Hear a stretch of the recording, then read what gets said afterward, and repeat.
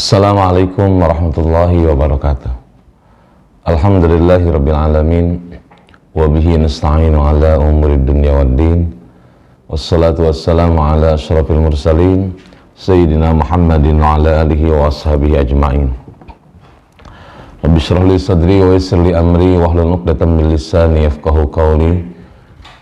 Allahumma shalli ala sayyidina Muhammad wa ala sayyidina Muhammad kama sallaita ala Ibrahim wa ala ali Ibrahim wa barik ala sayyidina Muhammad wa ala sayyidina Muhammad kama barakta ala Ibrahim wa ala ali Ibrahim fil alamin innaka Hamidum Majid. Qala Allah Ta'ala fil Qur'anil Karim, a'udzu billahi minasy syaithanir rajim. Bismillahirrahmanirrahim. Innamas shadaqatu lil fuqara'i wal masakin wal 'amilina 'alaiha wal mu'allafati qulubuhum wa fir riqab wal gharimin wa fi sabilillahi wa ibnis sabil. Shadaqallahu azim, amma ba'du. Pertama-tama mari kita panjatkan puji dan syukur kita kehadirat Allah Subhanahu wa taala. Dengan izin Allah, alhamdulillah pada kesempatan ini kita masih diberikan usia yang panjang. Kita masih diberikan kesehatan. Kita masih diberi kemampuan untuk menjalankan ibadah di bulan suci Ramadan ini. Semoga segala aktivitas ibadah kita di bulan Ramadan ini menjadi sebab kita semuanya dijadikan oleh Allah hamba-hamba yang bertakwa kepada Allah Subhanahu wa ta'ala. Shalawat beserta salam semoga terlimpah curahkan selamanya kepada baginda Rasulullah Muhammad sallallahu alaihi wasallam beserta seluruh keluarganya, para sahabat dan seluruh pengikutnya sampai akhir zaman. Ikhwah fillah yang dirahmati Allah Subhanahu wa taala, tak terasa kita sudah memasuki 10 hari terakhir pelaksanaan saum di bulan Ramadan ini, di mana kita semuanya masih diberikan satu nikmat yang tak terhingga oleh Allah Subhanahu wa taala. Dan nikmat itu adalah nikmat kita semuanya diberikan kesehatan dan kekuatan untuk menjalankan ibadah kepada Allah selama bulan suci Ramadan. Kita semuanya berusaha untuk mendapatkan yang terbaik selama bulan Ramadan ini. Berbagai macam kegiatan dan aktivitas kita lakukan. Kita berbagi dengan sesama, berbagi takjil dengan sesama, kita berinfak, bersedekah kepada anak-anak yatim dan orang-orang miskin. Semuanya itu kita lakukan supaya kita semuanya bisa bersih dari segala dosa dan kesalahan kita, sehingga ketika datangnya hari terakhir bulan Ramadan, kita semuanya bisa memasuki hari yang lebih kita kenal dengan istilah Idul Fitri, kembalinya kita kepada fitrah, kepada kesucian. Ikhwah fillah yang dirahmati Allah Subhanahu wa taala, dan ketika selesai kita menjalankan puasa Ramadan, kita masih ada satu kewajiban, yakni kewajiban itu adalah mengeluarkan zakat fitrah, membayar zakat fitrah. Ada dua istilah yang digunakan. Yang pertama ada yang mengatakan bahwa itu adalah zakat fitrah, yang kedua adalah zakatul fitri. Antara zakat fitrah dan zakatul fitri itu sama saja pengertiannya. Adapun fitrah itu sendiri diambil dari kata di mana kita semuanya berada dalam kesucian. Artinya zakat itu merupakan zakatun nafsi, zakat diri untuk membersihkan diri kita. Dan bukan zakat mal, akan tetapi zakatun nafsi. Kemudian ada yang mengatakan bahwa itu adalah zakatul fitri, karena zakat itu dibayarkan ketika habisnya bulan Ramadan menjelang memasuki hari raya Idul Fitri. Kedua istilah ini sama saja sebetulnya dan tidak ada permasalahan. Pemirsa yang dirahmati Allah Subhanahu wa taala, maka itu adalah kewajiban kita setelah kita menjalankan puasa Ramadan. Kita harus membayarkan zakat fitrah itu. Timbullah satu permasalahan, sebetulnya siapa yang harus membayar zakat fitrah itu sendiri? Nah, jumhur ulama mengatakan bahwa setiap muslim berdasarkan hadis Rasulullah sallallahu alaihi wasallam, baik dia itu orang yang merdeka hurrin, seorang yang merdeka au abdin atau hamba sahaya, besar atau kecil, dewasa atau kecil, maka semuanya diwajibkan membayarkan zakat fitrah itu.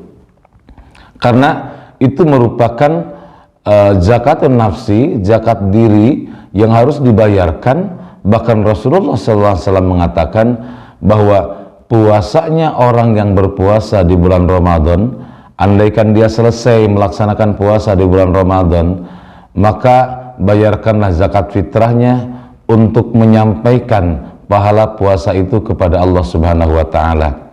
Sebab ketika seseorang berpuasa di bulan Ramadan tetapi belum membayarkan zakat fitrahnya, maka puasa Ramadan itu belum diterima oleh Allah Subhanahu wa Ta'ala sebelum dibayarkan zakat fitrahnya. Sehingga dikatakan di dalam keterangan adalah tergantung di antara langit dan bumi. Nah, untuk itu zakat fitrah merupakan sarana untuk menyampaikan hasil ibadah saum Ramadan kita kepada Allah Subhanahu wa Ta'ala.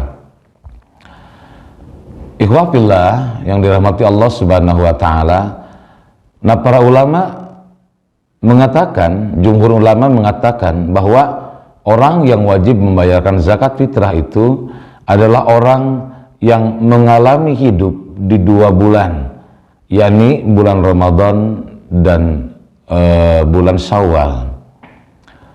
Termasuk diantaranya apabila seorang anak itu lahir di hari terakhir bulan Ramadan, kemudian di hari pertama bulan Syawal anak tersebut meninggal, maka jumhur ulama mengatakan bahwa anak itu wajib dibayarkan zakat fitrahnya karena pernah mengalami hidup di bulan Ramadan dan juga pernah mengalami hidup di awal bulan Syawal.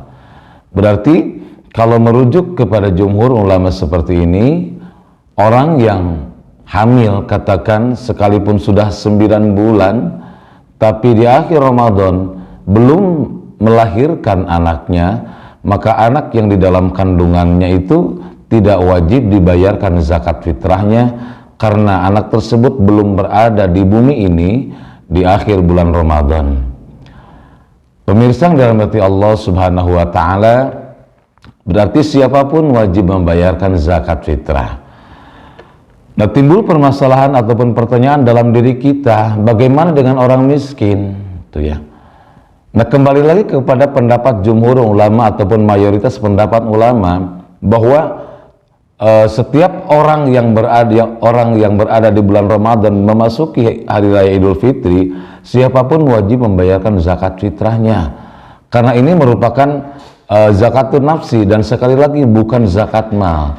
Berarti ukuran nisabnya itu kata para ulama apabila orang tersebut mempunyai bekal untuk hari esok, bekal untuk hari raya Idul Fitri, maka dia sudah dikenakan wajib membayarkan zakat fitrah sekalipun dia itu kategorinya miskin, karena nisabnya zakat fitrah itu adalah adanya bekal untuk hari esok. Dari malam sampai hari esok masih ada bekal, masih ada uang sedikit untuk besok, ada makanan sedikit untuk besok, maka para ulama mengatakan dia itu wajib membayarkan zakat fitrah.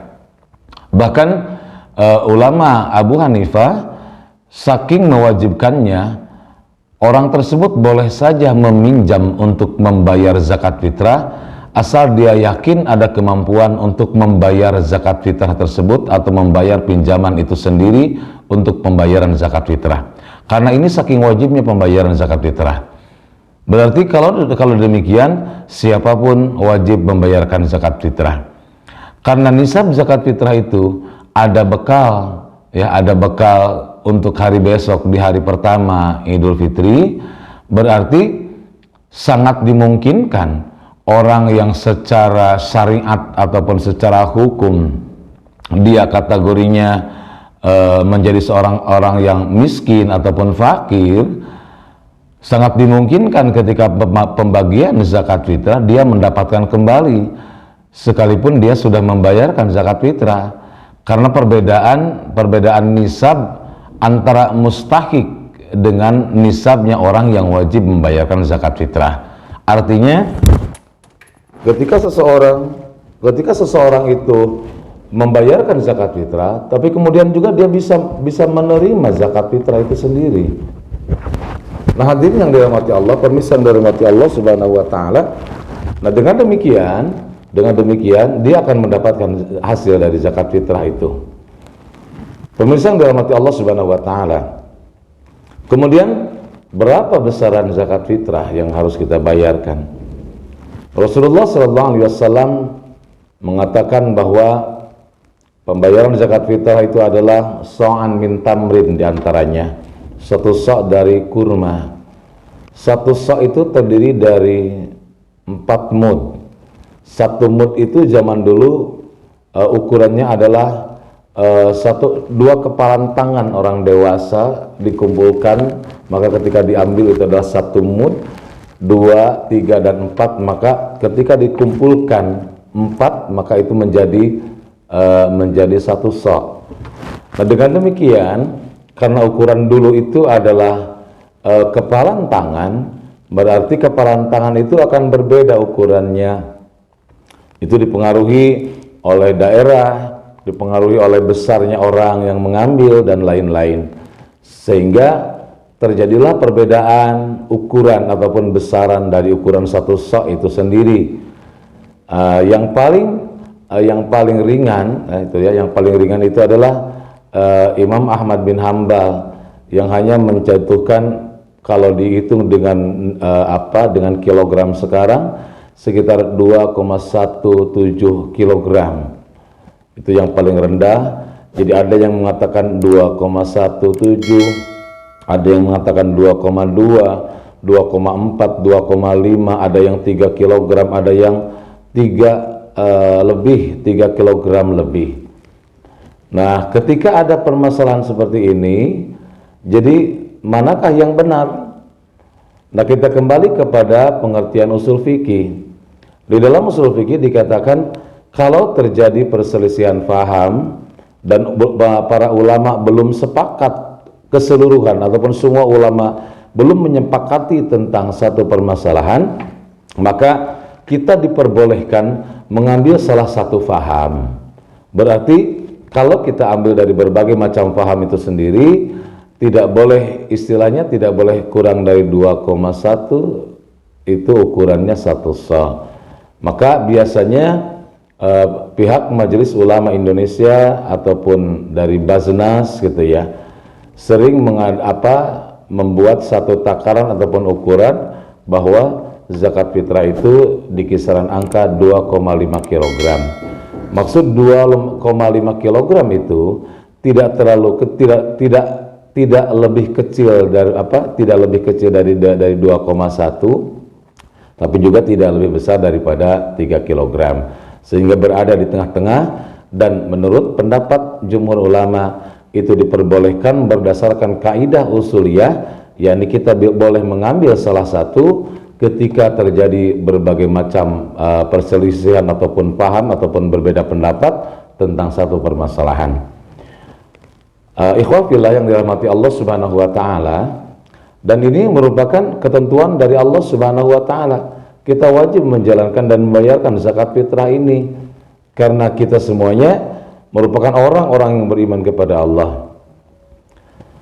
Lantas siapakah yang harus membayarkan zakat fitrah? Yang harus membayarkan zakat fitrah adalah seseorang dan orang-orang yang berada di bawah tanggungannya, itu harus membayarkan zakat fitrahnya. Berarti kalau seorang ayah, dia harus membayarkan zakat istrinya dan zakat anak-anaknya. Kalau umpamanya ayahnya tidak ada, maka ibunya harus membayarkan zakat fitrah anak-anaknya. Jadi yang di bawah tanggungannya. Kemudian bagaimana kalau umpamanya anak-anaknya itu sudah menikah, sudah dewasa semuanya gitu ya, maka kita hanya menzakati untuk diri kita sendiri.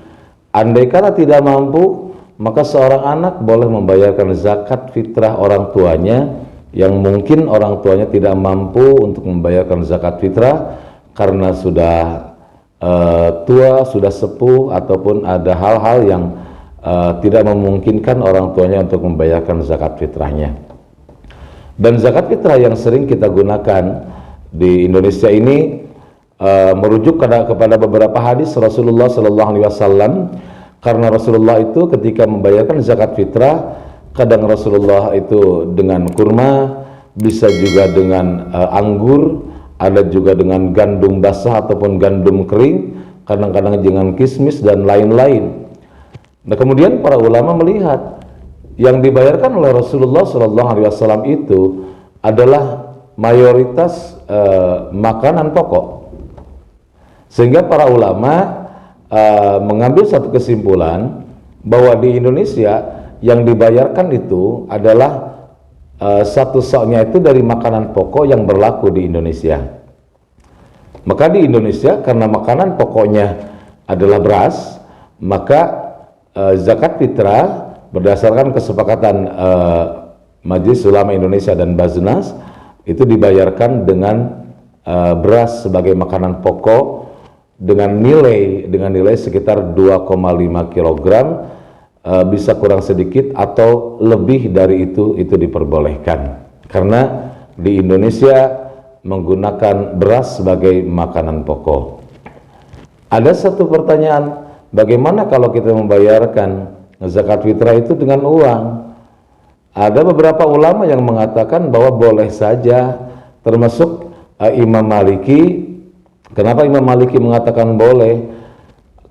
Imam Maliki mengatakan karena di zaman dulu orang membayarkan zakat fitrah itu dengan makanan pokok, karena makanan pokok merupakan kebutuhan yang paling dibutuhkan ketika menjelang perayaan Hari Raya Idul Fitri.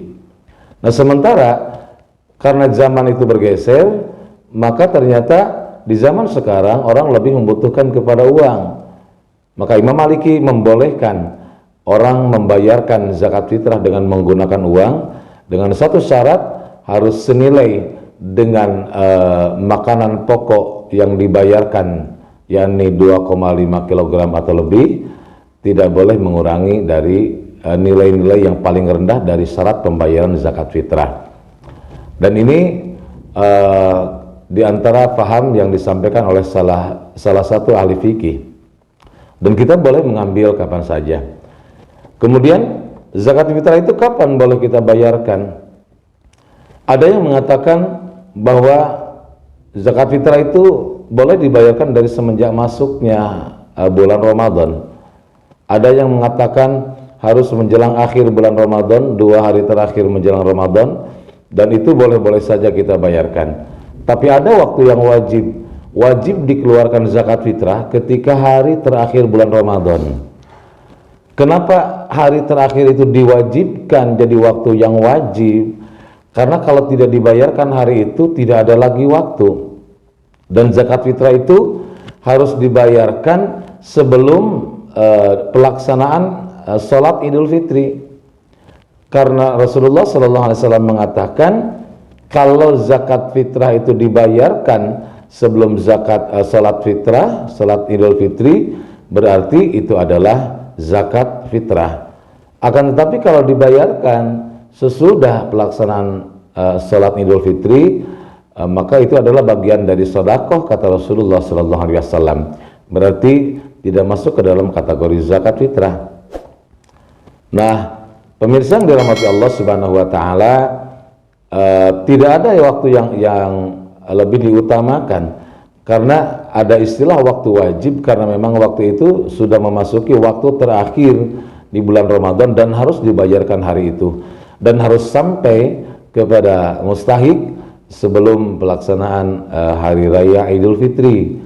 Karena zakat fitrah itu sebagian ulama mengatakan zakat fitrah adalah zakat yang bersifat konsumtif, artinya zakat yang dikonsumsi pada hari itu oleh orang-orang yang berhak menerima bagian dari zakat fitrah itu sendiri.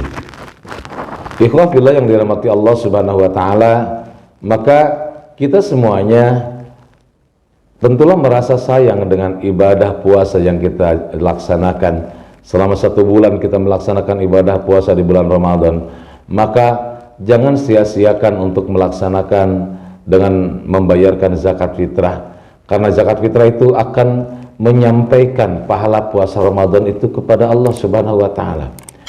Tanpa zakat fitrah, kata Rasulullah, tidak akan sampai kepada Allah. Dan bayarkanlah zakat fitrah itu sesuai dengan apa yang kita makan. Kalaulah kita makan dengan menggunakan beras yang baik, maka bayarkanlah zakat fitrah itu juga senilai dengan harga beras yang terbaik yang kita makan. Jangan sampai kita memberikan ataupun membayarkan zakat fitrah ketika zakat fitrah ataupun makan kita dengan beras yang baik, tapi kita bayarkan untuk zakat fitrah dengan beras yang kurang baik. Dan itu sangat dimungkinkan menurut para ulama zakatnya itu tidak diterima oleh Allah Subhanahu wa taala karena tidak sesuai dengan ketentuan yang makanan yang kita makan dalam kehidupan sehari-hari. Berikanlah yang terbaik, terutama kita semuanya, karena kita ini merasa sayang dengan hasil puasa Ramadan kita selama 1 bulan, maka jangan dihilangkanlah hasil puasa Ramadan kita ini dengan hanya melewati pelaksanaan zakat fitrah. Dan dengan demikian, apabila kita puasa menjalankan puasa di bulan Ramadan, kemudian kita bayarkan zakat fitrah, dan itu merupakan wasilah diterimanya amal ibadah saum Ramadan kita. Semoga kita semuanya bisa melaksanakan puasa Ramadan dengan baik. Kita bisa membayarkan zakat fitrah dengan sempurna, sehingga ibadah kita diterima oleh Allah Subhanahu wa taala, bisa menyampaikan kita menjadi orang-orang yang bersih, orang-orang yang suci, orang-orang yang berada dalam fitrah Allah Subhanahu wa taala, sehingga ketika datangnya pelaksanaan hari raya Idul Fitri, kita mendapatkan kebahagiaan, kita mendapatkan kegembiraan sebagaimana yang disabdakan oleh Rasulullah sallallahu alaihi wasallam, lis-shaimi farhatani, farhatun inda iftarihi wa farhatun inda liqa'i rabbih. Rasulullah sallallahu alaihi wasallam mengatakan, untuk orang yang berpuasa itu ada 2 kegembiraan. Yang pertama, farhatun inda iftarihi, yakni kegembiraan ketika datang waktu berbuka, waktu iftar. Berbuka puasa ketika maghrib dan berbuka puasa ketika habisnya bulan Ramadan. Subhanallah, betapa gembiranya orang-orang yang berpuasa ketika datangnya waktu maghrib, dan betapa gembiranya orang-orang yang berpuasa Ramadan ketika menjelang hari raya Idul Fitri. Dan itu adalah jaminan dari Allah Subhanahu wa taala yang hanya Allah berikan kepada orang-orang yang menjalankan puasa di bulan Ramadan. Dan kegembiraan yang terakhir, kata Rasulullah sallallahu alaihi wasallam, wa farhatun inda liqa'i rabbih. Allah akan berikan kegembiraan, yakni bisa bertemu langsung dengan Allah Subhanahu wa taala di surga Allah Subhanahu wa taala. Bahkan Allah Subhanahu wa taala menyediakan tempat khusus, satu pintu khusus untuk orang-orang yang menjalankan puasa di bulan Ramadan, dan pintu tersebut namanya adalah Ar-Rayyan, yang Allah sediakan khusus untuk orang-orang yang berpuasa di bulan Ramadan. Mudah-mudahan Allah Subhanahu wa taala menjadikan kita orang-orang yang bertakwa kepada Allah Subhanahu wa taala. Puasa Ramadan yang kita jalani menjadi satu wasilah kita menjadi orang yang paling mulia di sisi Allah. Kita diberikan kemampuan untuk membayarkan zakat fitrah. Kita menjadi orang-orang ataupun para muzaki yang ikhlas, yang hanya mendapatkan dan ingin mendapatkan ridho dan ampunan Allah Subhanahu wa taala, yang hanya melaksanakan setiap perintah dasar cinta kepada Allah dan takut kepada Allah. Dijauhkan kita semuanya dari hal-hal yang bisa merusak pahala puasa Ramadan, yang bisa merusak pahala segala amal ibadah yang kita lakukan. Dan kita semuanya mudah-mudahan bisa sampai kepada akhir bulan Ramadan dengan mendapatkan predikat orang-orang yang kembali kepada kesucian, kembali kepada fitrah, dan kita semuanya mendapatkan kebahagiaan sebagaimana ungkapan yang sering kita dengar dan kita lantunkan, minal aidin wal faizin. Mudah-mudahan kalian menjadi orang-orang yang kembali kepada Allah, wal faizin, dan menjadi orang-orang yang beruntung. Dan ini adalah ungkapan doa yang sering kita ucapkan ketika kita memasuki hari raya Idul Fitri. Demikian yang bisa disampaikan. Mudah-mudahan Allah Subhanahu wa taala selalu menjaga iman dan Islam kita, menjaga amal kita, menjaga keikhlasan amal kita. Amin ya rabbal alamin. Subhanakallahumma rabbana wa bihamdika asyhadu an la ilaha illa anta astaghfiruka wa atubu ilaik. Wassalamualaikum warahmatullahi wabarakatuh.